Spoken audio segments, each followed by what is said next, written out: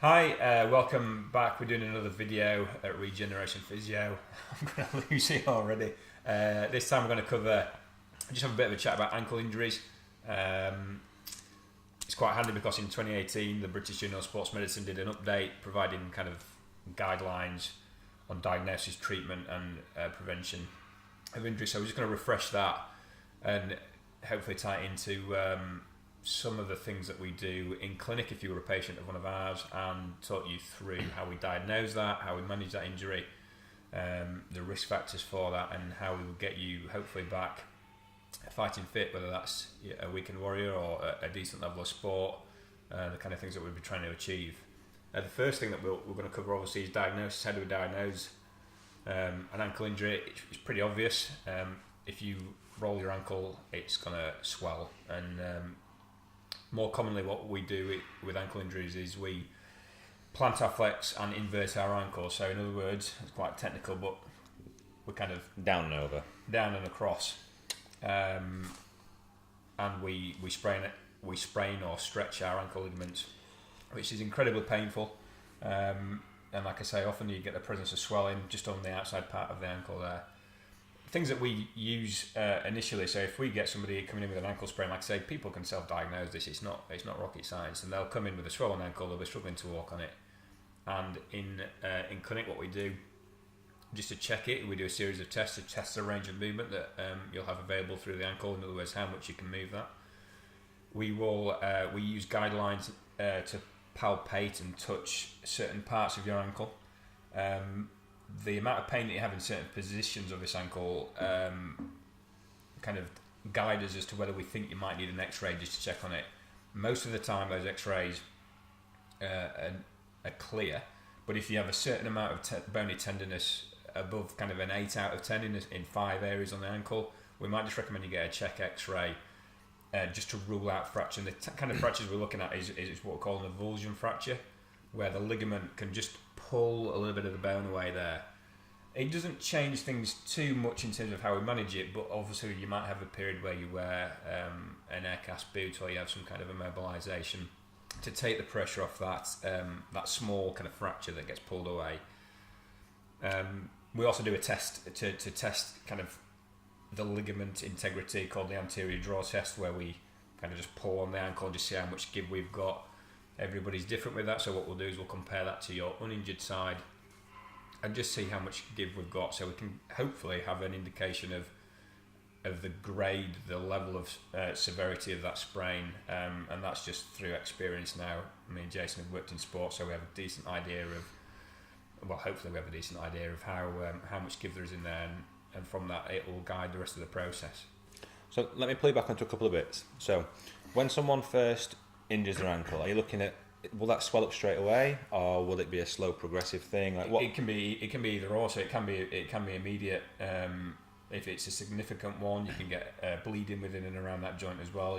The bruising might be a little bit delayed, but you can also get delayed ones too. So a lot of the time you can have a minor sprain, let's say for example in sport, and you might feel pain initially, a little bit of weakness, but then you can probably finish playing that game. It might be afterwards when you take your boots off and your sock off and you're in the changing room, you've had a shower, you think, oh, hold on a minute, I can see some swelling. So it can be either immediately you notice that swelling, or like I say in a sporting environment, a lot of the time the minor sprains of an ankle, you won't notice it until afterwards, when the adrenaline settles down, and like I say, you get that sports shoe or boot off. And that bleeding you were talking about, typically it can track with the tendons, is that right? So then you can end up with like an L-shaped bruise, a nice black line that'll track along the bottom of the foot as well. Yeah, absolutely. And gravity can often, people think, why is it bruised down here? Gravity will pull obviously that bruising down to the bottom of the ankle, so it can look quite colourful. It can be quite deep red initially and become more colourful. We don't necessarily mind that. It points us in the right direction for where that injury occurs. But yeah, because most of the ankle sprains are on the outside here, it's not just the ligaments that get injured. We get the structures above and around there, so the tendons that wrap around the muscles that control that movement will also be injured and may have some bruising there too. Cool. I can speak from experience both as a physio and as a patient. We'll talk about it later, but I've had a full ankle reconstruction surgery following significant trauma, and the next day it can be the key. So as Nick says, you know you've sprained your ankle, but the next day you've had a sleep, you've not been mobilising the ankle, which helps get all the fluid out, keeps things moving, and then 8 hours if you're lucky later, you wake up and it's a balloon, and you feel like you can't weight bear.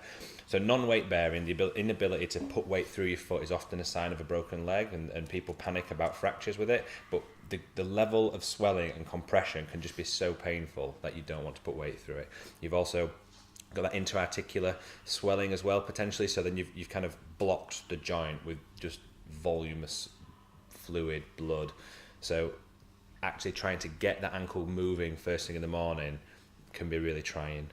You talked about avulsion fractures. So these are things that we often see where a patient will come in, they've said, I've been to hospital, they x-rayed it and I've fractured it. So we look for the clarity, because sometimes when you do roll your ankle quite severely, you do put a lot of stress through your fibula, which is the non-weight bearing bone on the outside. You can fracture these if you go over really significantly, or it's a heavy blow, especially with football. You can look to fracture this bone too. And it comes down to how we'd manage it. But like Nick said, we don't treat an avulsion fracture like a fracture. It's a different way of looking at a ligament tear. So rather than the tear being in the middle, it's pulled a bit off the bone. So a bit like the old Cliffhanger film, you've got 4 fingers holding on, you've just lost a finger. Okay? Cool. So often when it's big and impacted, you'll go to hospital, you go to A&E because of what's happened. They'll do an x-ray to check for a fracture. Typically then they'll either boot you, give you crutches and say come back in a fortnight. And a lot of people feel fobbed off because a broken bone is a 6-week healing time, 12 weeks to go hard. But this stuff, this wet stuff, these soft structures, they can take ages. We're talking a significant extended period of time. We'll come on to healing times with that in a little minute. But the main thing is people want to have an MRI to see what's going on. But the volume of swelling you can get at this stage is so sufficient that you can't see with an MRI. So MRI takes lots of slices and it sees all the wet stuff. So wet stuff being like muscles, ligaments, tendons, and the ankle's too swollen for it to get a reasonable picture. So then they'll send you away with a view to try and get that fluid down a little bit, and then you can go back into the system and have a look. We do refer for MRI. We can send for private MRIs and get them done within the week, because there's great private facilities out there, but it's not always the NHS cost cutting that does it. We actually have to have a joint that can be scanned and can be seen, so we can see what's going on. But the beauty of it is, like Nick says, there's a series of tests we can do to work out what the structural integrity of the ankle is, and we're always looking at function. So what are the risk factors? What makes me more prone to hurting myself? Gender makes a difference. So females are more likely to have ligament injuries. Playing on grass often predisposes you to ankle injuries. Why females? It's related to ligament laxity, and hormonal changes and things like that can contribute to it. Also just biomechanics higher up the chain, the biomechanic chain, we just get slightly weaker, I guess, and a bigger angle through the hips just puts more pressure through the knee and ankle. Extrinsic factors, sport type, basketball, football, cutting sports, these higher speed sports where you're planting your feet and changing direction rapidly, where you're landing from a height, all of those sports will obviously increase your risk significantly. But even things like just wearing high heels, if you're not necessarily in the sports world, wearing high heels put you at risk. You're already in. We've already said plantar flexion and inversion is the way that we normally kind of sprain the outside of the ankle. If you're in high heels, you're already in plantar flexion, so you've already helped it on its way there. And we're in a fairly precarious position through the ankle with that. It's not going to take much to roll an ankle. So even something as simple as the footwear that you've got on can increase your risk of an ankle injury. Can I ask a question there? So the Vibrams or the shoes where the toes go in separate. Yeah. Are they any good? There's loads of good research on it. The main thing is so the best form of shoe for a child is no shoe, because your foot has been designed or has evolved to take, accept force, translate like that kind of kinetic energy, but also stabilize you. So the theory behind those is that you're able to use the intrinsics of the toes better and better balance yourself, etc. So yeah, it's all sound. And barefoot running became like a little bit of a cool thing to do. And the problem is that we don't, because we have always worn trainers, we don't have the bone stock, and we've not. So Kenyans typically, who do lots of barefoot running, but do a lot of barefoot running on dirt roads, have also historically run barefoot from being children. So because we've had that protection, our metatarsal heads can't take that level of impact. So the shoes that are looking at providing a bit of padding and then like your toe splay, they look great. Like the research behind it looks sound, the theory behind it looks great. But going that next step, which is fully barefoot, you can then we've adapted our feet by wearing trainers a little bit. So yes, they're cool, and they're working all like the small intrinsic muscles. So the ones that foot contact with the sole of the shoe, then the sole of the shoe contact with the floor, means that the sole of the shoe is kind of doing a little bit of work of those intrinsics, because it's taking up the minor instabilities of what the floor's like. Whereas when you've got more splay with your toes, etc., you can utilise those muscles and feel stronger. Are you two very selective on the footwear you buy? No. No. I don't do enough sport to worry about it, but if I'm running, I want something that's fair. Well, it's got a decent cushion for myself. I've got quite a high arch, so I'd like something in the inner kind of arch protects me. But basically, once you start running, all this nonsense about kind of arches and supports and shown is pretty minimal once you actually get running. Even a few runs, it's largely psychological, I think, in terms of the actual support it gives your foot. Just wear what's comfortable and what you're used to, I guess, is the advice. And if you've got a significant issue, so it's mainly if you've always pronated a little bit and you're an adult now and you still play sports, then a little bit like if it ain't broke, don't fix it. Like if it's not causing you problems up the chain, like Nick says, then why mess with it? But B is the issues tend to come in when it's unilateral. So when one foot, say, collapsing in, or it's been overarched, that can then knock up into your hip, because like one foot will then potentially be a bit flat or a bit up. So it just changes the levels and the forces that go up into the hip, up into the back. But we would always tend to just, if you've got like the bilateral stuff, just kind of keep going. If it's problematic, utilise podiatrists. So get proper gait education. Unfortunately, certain sporting brand shops that do gait education when you're buying a trainer aren't actually podiatrists, they're just shop owners. So Is that where controversial. Yeah. Run on a treadmill will take it. Alright. No. So the thing, well, run on a treadmill. That's a good test, but it depends on the skill of the person giving them, and it might just be somebody who started work there a month ago. So Yeah. And also, like when we talk about podiatry, that's a degree in feet and how like foot mechanics, and like we've got a degree in like human mechanics. So I did a joint venture 10 years ago with a certain sports shop that did this, and they were analysing the runners, and they were saying that everyone was pronating, like that was the common theme, or pronating. But your big toe was your big toe, so you're naturally going to lead off your big toe. So pronation's a natural part of gait cycle, that kind of roll in. So that's what you normally do. So if you start blocking that with like higher arched shoes, and you're going to change the way somebody runs. But I was just staggered when I asked the person where they did the degree, didn't have a degree. And also all I'm saying is, if you're seeking advice, just ask how qualified the person is to give the advice. That's all. Because like or take that advice with a pinch of salt and trust your gut and what feels comfortable and what feels right for you. But runners in particular are quite loyal, aren't they, to certain footwear, brands and shoes. And training technologies come on in like the last decade, like amazingly, like the actual materials that shoes are made of for force acceptance and all sorts of amazing. So again, what part of it is technology, what part of it is fashion?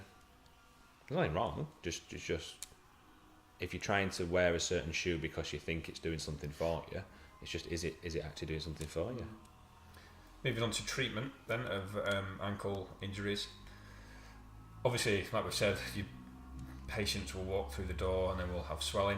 Swelling is good because it's part of the healing process, but too much swelling is bad because it kind of gets in the way. So our first job is to deal with that. So we deal with the swelling, whether that's RICE, price, whatever acronym you've heard. Essentially what we want to do is potentially, depending on how old that injury is, get some ice on there, get possibly some compressive tape on there to squeeze some of that fluid up the limb. We want people walking pretty quickly on that ankle as well, so people who are limping into the clinic, we've got to try and nip that in the bud quite early. Obviously the pain through the ankle joint is there to protect you from rolling that ankle again, but if we have too much of an altered walking pattern, that could lead to further issues and take us a bit longer to get you right further down the line. So we'll look to reduce that limp if possible, so that you don't develop a secondary knee pain or perhaps a back problem as a result of this limp. And also we want we want loading through that ankle as quickly as possible, as much as we can, as much as we can tolerate, because it just improves the healing process. So we want to get you walking pretty quickly. So initially we'll deal with that swelling or try to deal with that swelling. We've got a few things that we can do technique wise to help with that. I mean, we can do things like soft tissue therapy, just a light bit of massage to move some of that fluid away from that ankle and just free the joint up. We can other things that you can use for treatment is obviously you've got your non-steroidal anti-inflammatory, so ibuprofen and things like that for the first couple of weeks for an injury. If it's significant swelling, if it's been a really kind of bad sprain, we possibly recommend immobilisation of that with a firm support, not necessarily completely non-weight bearing, but just a firm support just to let the more severe grades of injury prevent further aggravation, let that ligament settle down. So if you've got like a big tear, unfortunately sometimes that tear is so significant that every time you walk and you're wiggling, every time it's starting to knit together, just those fine movements, you're just pulling it apart again a little bit.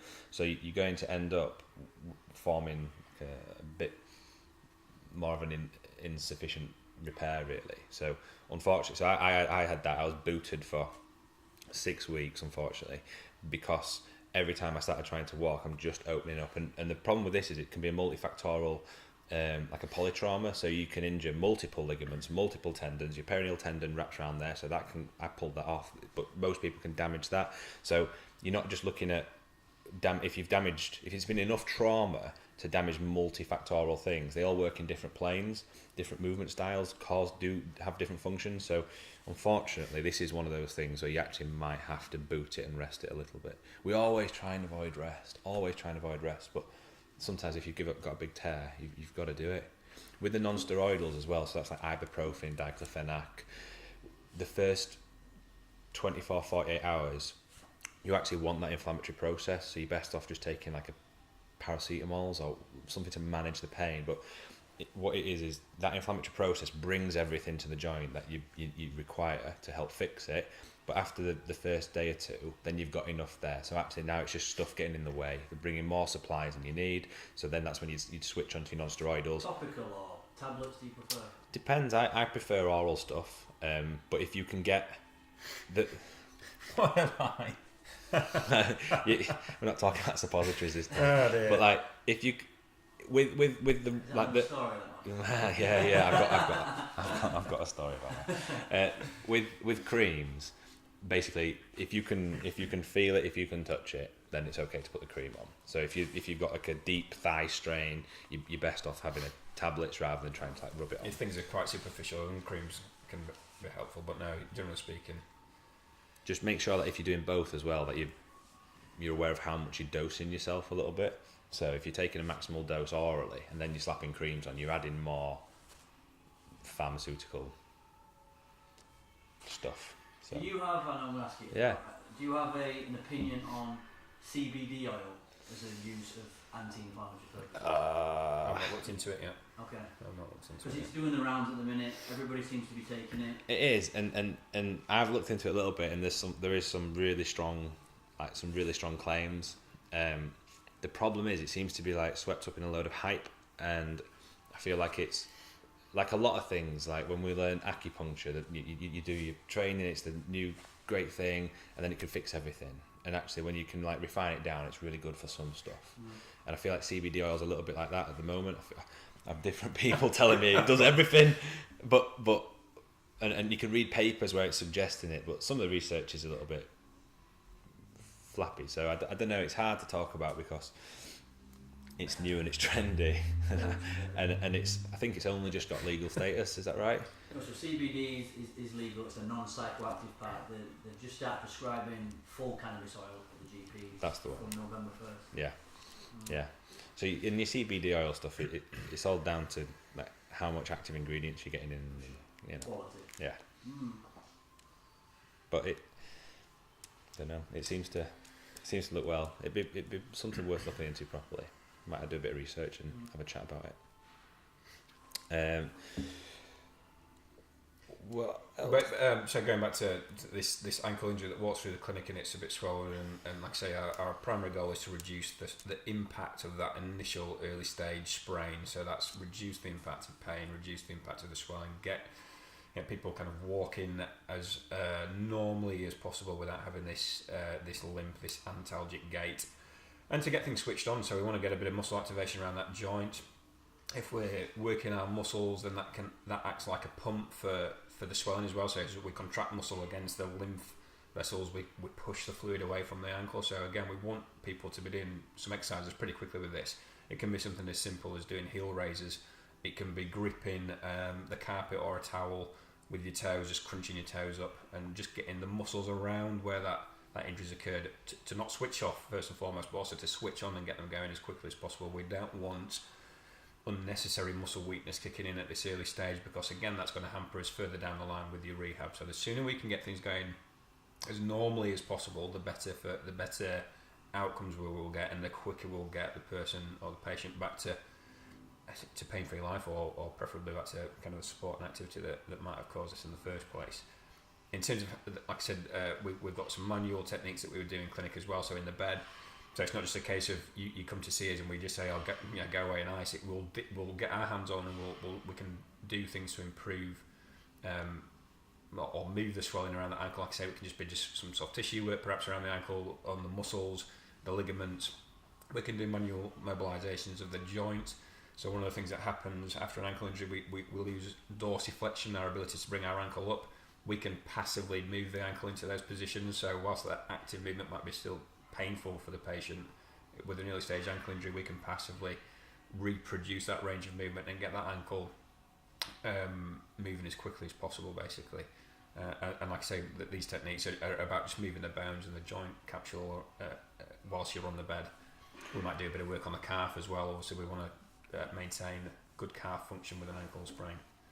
We're trying to just support the way that the body naturally heals itself. So scar tissue's laid down kind of like a bit papier mâché. So if you've got all your ligament fibres all nicely lined up, and there's some spirals in there and little bits, but we won't talk too technically, but imagine like your ligament fibres are all lined up and you papier mâchéed over this scar, then unfortunately as your treatment cycle progresses and we get into like these phases of healing, then we're going to start getting into the scar tissue bits. You can only really break scar tissue down while it's been formed. So if you've got a nice lump of scar tissue that you're having a massage for to break down, if that's longer than say 12 weeks old, that will never go. Try and rub a piece of cheap gristle out of a steak, it isn't going to change. But while it's forming, while you're in that healing and remodeling phase, you can get into it and you can start to then change how these structures are laid down.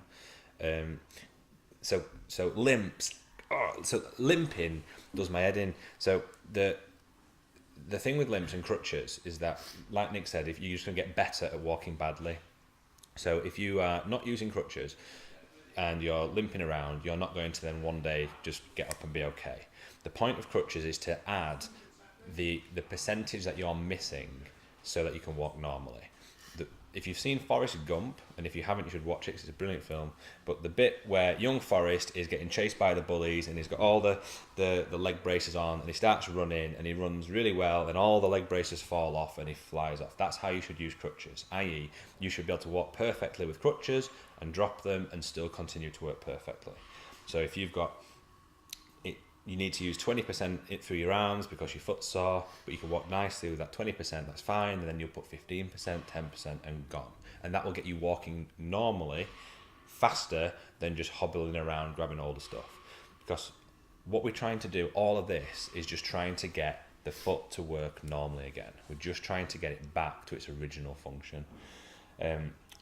Talk about muscles as well. So there's something called Compex, which is a neuromuscular stimulator. I'm sure there are other brands available, but that's the one that we use. That's a great way of using in the really early phase to help with muscle, with tissue swelling, trying to activate the muscle. So you get something called inhibition.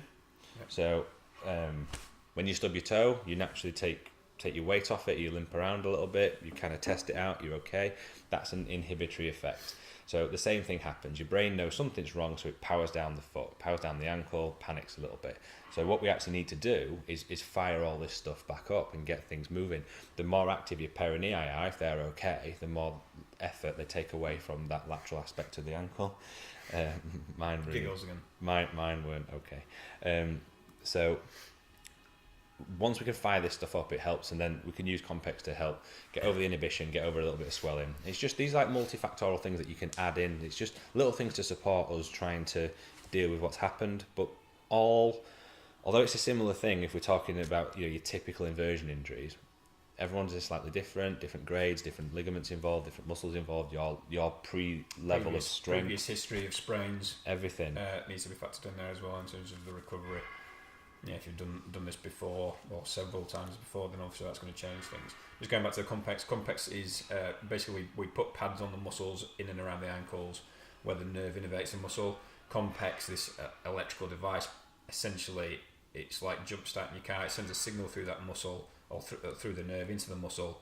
It switches the muscle on and it gives us a contraction based on what we're trying to achieve, whether that's strength, whether that's just a massage effect.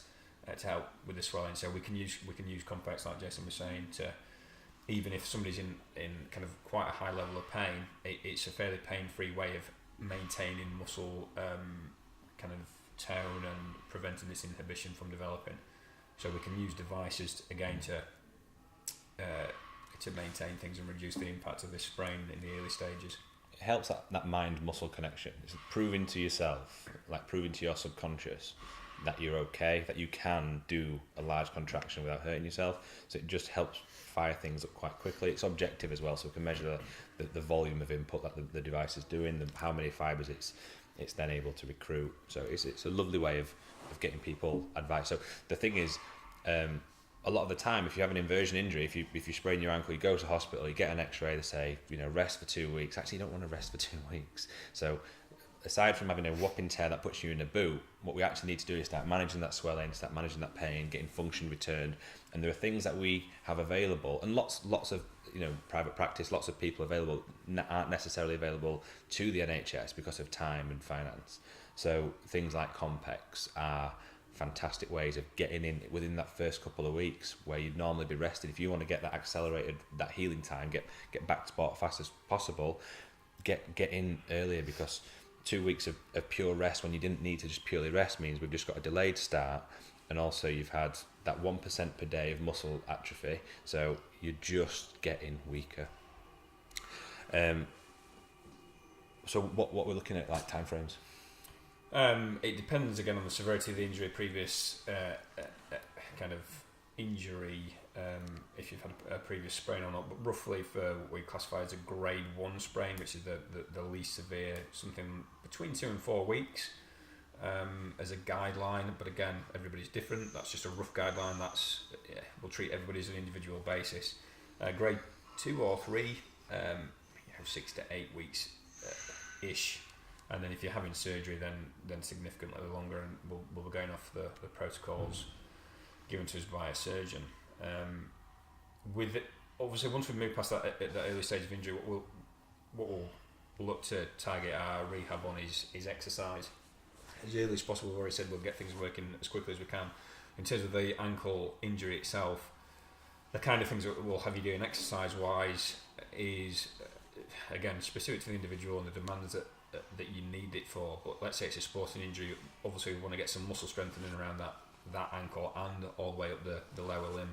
So we can do things in the gym in terms of calf raises, leg press, squats, knee extension, hamstring curls, all the basics that you'd expect to find in a gym. We can get all of those are applicable to an ankle sprain recovery program, because we've got to get you stronger, or at least maintain strength higher up. We don't want to drop off as a result of this sprain right at the end of the limb. Once we've got a good amount of muscle kind of activation and control, we then need to challenge this ankle and build up to perhaps the thing that caused that sprain in the first place, which will be going over the outside. So we can implement drills around improving your stability of that ankle. So also we're going to do lots of balance stuff. That starts fairly basic. That's just standing with your eyes open for 30 seconds. Static balance, and we progress that by perhaps asking you to close your eyes and just take away that aid from your eyes, and that will make balance harder through the ankle. We can add unstable surfaces to that. We can use distraction techniques. In other words, you could throw a tennis ball against the walls while stood on one leg and respond to catching that stimulus. It might just be, if it's a sports environment, it might just be a case of giving you a bit of perturbations just to challenge you as you stood on that ankle that's been affected. Just mess with you, basically. Throw things at you, shake you. Just play around with it. It can be quite creative in the rehab process for ankles. You can use things like balance boards, wobble boards, Bosu in the gym, so that those kind of black plastic things with a blue kind of half ball. Just practicing standing on that kind of unstable surface will really challenge you. And then once we've gone through the static stability, if we're happy that people are finding it either too easy or looking quite stable, obviously we need to reproduce dynamic balance training as well. So again, to start off with, what we want to reduce, we obviously don't want to make things worse, and we want to make sure that you hit a certain criteria before you move on to the next one. So what we'll start off with is just straight line hopping, and your ability to hop and stick that landing. How stable are you? If you have a small hop, let's say jumping a foot in front of you onto that affected ankle, can you stick that landing as opposed to hopping and then having a couple of adjustment periods? So we might just have a drill where perhaps you're in the gym or outside, even if we need to, or we set this up so that it's at home in your kitchen. You maybe do 5 hops, small distance to start off with, hop and stick, turn around, walk back. If that's okay, we might start to increase the distance. If that's okay, if you're hopping and sticking in a straight line over a bigger distance, we might change that angle. So you might be doing it backwards, you might be doing it sideways. We might then obviously do multi-directional things, where you're doing a zigzag formation almost with your balance. But again, it's slowly building up to that and thinking about the demands of the sport. If it's football, then obviously we can get a football involved with this. We can get you doing volleys and headers and landing on that ankle. So your eyes are on the ball, you're doing a little header and you're just seeing what your ability is like to land on that affected side. So we can make it quite creative depending on the needs of the individual, whether that's sport or non-sport, to test these structures that have been damaged and injured, and hopefully improve them, get them better than what it was before, because ankle injuries have a fairly high recurrence rate. So our goal will always be to give that person a little program to prevent this from coming back, and a lot of this end stage balance rehab, as well as obviously the strength stuff, goes a long way to preventing recurrent ankle sprains. But yeah, it can be quite good fun doing the late stage rehab, but again, it depends on the individual and the needs that they have. The thing is, and the harsh thing to think about is, to come to the point where you've ended up with this injury meant that you were not strong enough to tolerate the force that was placed upon you. So whether that was just rolling your ankle because of uneven surface when you were running, or you got nailed in playing football or rugby and significant trauma, whatever happened, your ankle was not strong enough to tolerate what was placed upon it. And a lot of the way that you get ligament tears is, it's not just that one unlucky moment. It wasn't just like boom, God, that was bad. It's progressive issues, like Nick was saying, with like, what's your history? How many times has this happened to you? So if that's the ligament, this is kind of how it works with the fibres. Every time you damage it, it's like you've torn a small percentage. So then now it'll give a bit more, and then you get another one. You think, oh, bloody, I've just twisted my ankle. Fine, okay. And then you end up here, and then it's when that last bit goes, then ping, and then you can take other things with it. Yeah, that's why I got. Yeah. Yeah. So with the ankle, there's loads of other things that can be involved, and that's why getting in to see like a good therapy team is important, because it isn't just. We'll chuck some videos out to show you some like basic what early, mid, and late stage rehab looks like, but it's just finding out specifically where you're at and use this information to challenge the people that you see. Always ask questions, because so my personal injury was running, basically trod on the ball, and big inversion, but I ended up with a syndesmosis injury, which is where fundamentally the bones, the lower leg bones, split apart, and this is called your syndesmosis membrane in there. So that splits apart. So that changes how the joint acts as the two bones hold onto the ankle. I then tore multiple ligaments around the side. The anterior talofibular ligament is the one that most people destroy, and I think it's 70% of 70-year-old men don't have it because over their lifetime it's just gone. But then also, like, I avulsed a peroneal tendon, so the muscle that would flick your foot out to the side and help stabilise the ankle, I unfortunately popped that round the bone. So I had some great surgery and was booted and gone through the whole process. But the point is that these different things form part of the puzzle for what I need to achieve. So getting better from things like this is a series of steps. So step 1 might be manage swelling and manage pain. Step 2, movement. And we're always aiming for similar things, but you need to work out specifically what's been damaged, and then you can specify a treatment and a really interesting rehab plan around it. If it looks like there's been a severe injury or recurrent history of sprains, then we might refer you to a specialist to have this looked at. So obviously, unfortunately, we can't fix everything, but what physios are usually, well, good physios are good at is knowing kind of when they're beaten by an injury or when we need a specialist opinion, so we can refer you on for further imaging, whether that be an MRI scan to have a look at the structures around the ankle. Like Jason says, if you've done a good one like he did, then you need an MRI once that swelling settled down, so we can see the extent of the damage around there. And then usually associated with an MRI is a referral to a specialist, an ankle specialist, and then they can do surgery, which Jason's had and he can talk more about. But the thing is that we tend to, with this kind of problem, surgery only happens to what we call like a non-responder. So you will be encouraged to go through a physio cycle to start with anyway.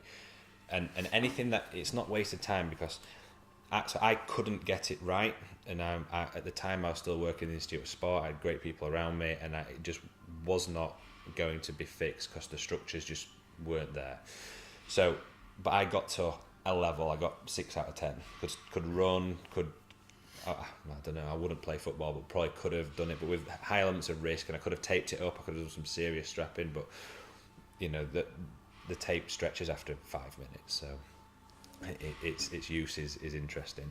But anyway, so you'll then go through like the surgical process, and you kind of start again, but the better you are, it's like a little bit like a Formula 1 style thing. Like if you approach the corner properly, if you go into surgery as good as you can be, you come out the other side faster.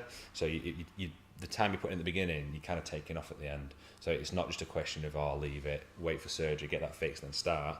You can start yourself in a better position. So once you post-op, you can like fly off a little bit faster. But in a nutshell, this kind of surgery is fixing what was already there. So we'll do a podcast later talking about spinal stuff, so back pain, sciatica, etc.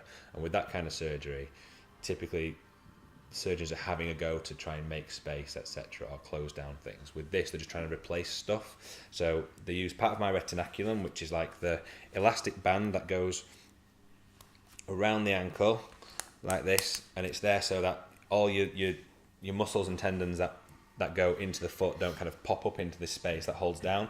So they basically just took a fold of this and bent it over and stuck it in. So trying to recreate what a natural like ligaments setup would look like. So they just try and create that lateral stability for me, and then it's just tons of rehab, and it's constant rehab, and I'm still not back out the other side of it. A little bit like the cobbler's shoes, I'm probably a bit of a hypocrite and rehab people better than rehabbing myself at the moment, but fundamentally this stuff's fixed in the gym, and it's fixed with grit. It's not just a time frame healing process. You have to relearn to load. That pretty much covers it. That pretty much covers what we wanted to get out on ankle injuries. Obviously, if you've got any questions, then you can respond to the video or put some comments on Facebook, and we'll try and get back to you. We'll finish on this. What I want to start doing is 3 simple responses to the common questions that I've been asking people. Number 1, lifting shoes. Good, bad? Well, so I like lifting shoes. I think it's good. I think it puts you into. They tend to have like a little bit of a heel most of the time. If we're talking about proper like powerlifting shoes rather than like lifting shoes that are fashionable gym wear, So they tend to have like a little bit of a small heel, which just changes like your knee angle a little bit, helps you if you're a little bit tight into dorsiflexion. But the point of them is that you can quite stable platform, just to you can screw yourself into the floor quite nicely. So especially if you get into like big heavy lifts and stuff, you want to reduce the ability to slip basically. So they should hold the foot nicely within the shoe, and then you should be able to then use the shoe to get decent contact with the platform. Second question, hyperbaric chambers. Good, bad, waste of money? So I'll be honest, like we were blessed with great like physiologists. So we used in Institute Sport and Boxing have one on site. I can put a video up of like a tour around there, which is quite interesting. But they've got an altitude chamber. So hyperbaric, I can't talk about it all, but altitude chamber stuff is really fascinating. There's loads and loads of cool data, and they're popping up all over the place, which is great. But there's just little things like the timing of it. So if you're trying to create that red blood cell drive, etc., then I think it's something like 10 days after. I'll have to double check, and I'll put a link in. But your effect is 10 days after, and you have to have a sustained portion of time at that effort. So for when we anecdotally pop into them, it's a good way of creating like a quite hypoxic environment within the muscles. So it's a little bit like occlusion training. So you'll get good muscle fiber growth, but the actual effect on say VO2 max will be more negligible because we're not actually at altitude. You're not sustained at that level. But as like a HIIT session, you'll get more muscle spindle work rather than if you did it in the chamber than not.